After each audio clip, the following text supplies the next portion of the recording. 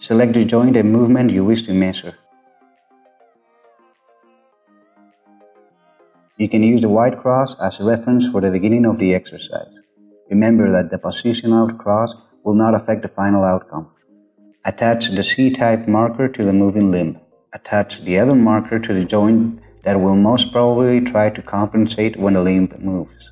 If it does compensate, the app will deduct degrees to the total range of motion. You can check out how to attach the markers following the YouTube links for each exercise. If you wish to repeat the evaluation, tap Repeat Right.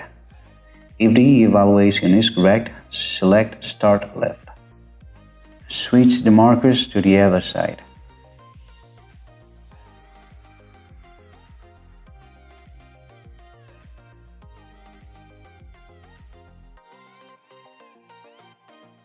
Ask the subject being evaluated to indicate you when he reaches the end of his range of motion. Once reached, set the end of the exercise. If you wish to repeat the evaluation, tap Repeat Left. If the evaluation is correct, tap Outcome. On your first screen, you will see the score in degrees of the evaluation. On the second screen, you can log the pain scale and other personal remarks.